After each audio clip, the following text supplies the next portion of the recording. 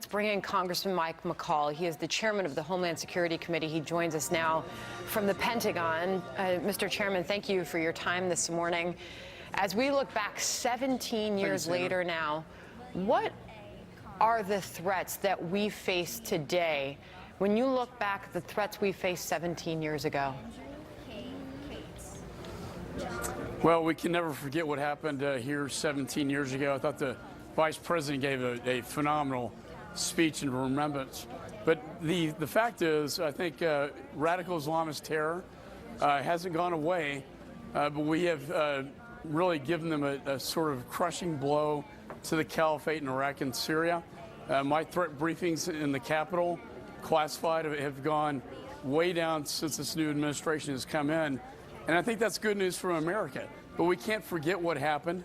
It's still a threat today. I think the emerging threats that I see we face as a nation are those from Russia, China, Iran, and North Korea. And so we can never forget what happened. But I think our men and women serving in military have done us a great service defeating the so-called caliphate in Iraq and Syria. You know, Chairman, it's so important on this day every year when we look back and we remember the fallen. We look back at what happened to us here on American soil. It was unimaginable. But it's also important to remember how we responded. How do you look back at our response to this horror?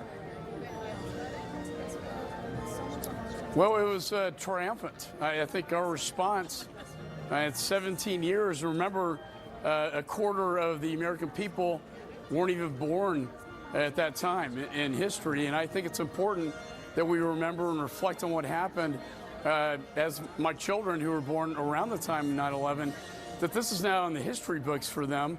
But for us, Sandra, it's a living history that we all went through. We all remember what happened that day, that bright blue sky day where the terrorists hijacked these airliners and crashed into the Pentagon, a symbol of military might, and the economic symbol of might in the World Trade Center.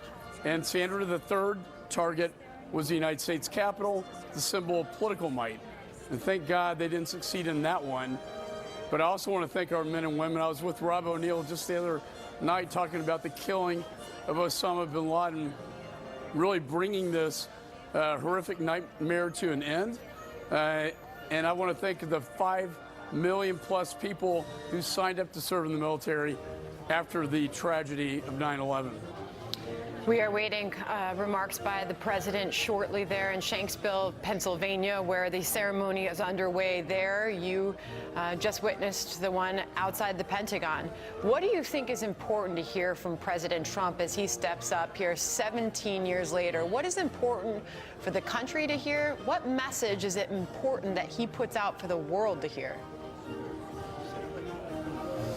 I think it's important that he exude confidence in American military might. We passed the largest defense budget since World War II, and that's to reclaim our readiness to fight the war on terror, but also these new threats we face from Russia, China, Iran, and North Korea.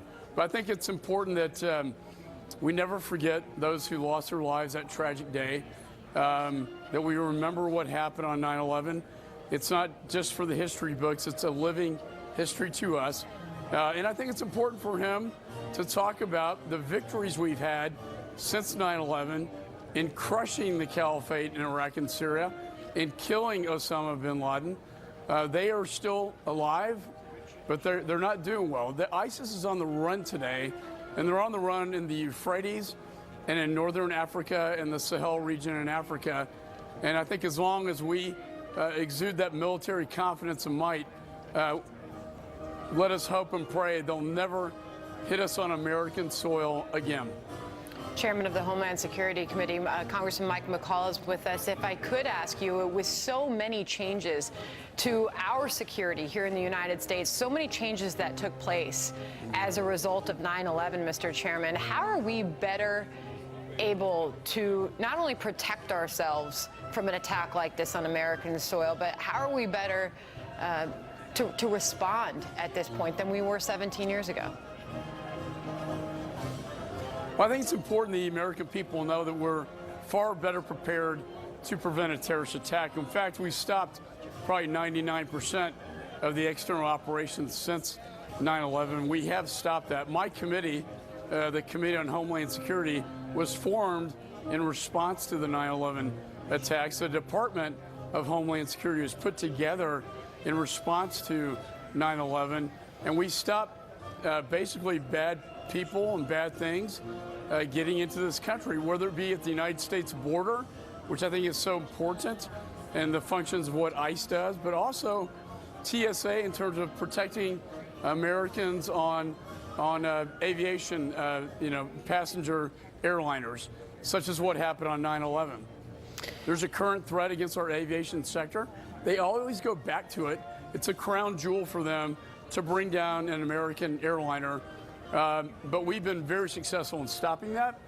And we've done a lot in the Congress also to appropriate the money and the oversight to ensure that Americans are safe when they fly both here in the United States and overseas abroad. Just a few moments ago behind you, we heard from the Vice President saying we will never forget James Mattis. We remember the bravery and sacrifice of those who fell here in America and then on far-flung battlefields. Such an important message there at the Pentagon a few minutes ago. Chairman Michael McCaul, thank you for your time this morning as we look back nearly 2 decades later.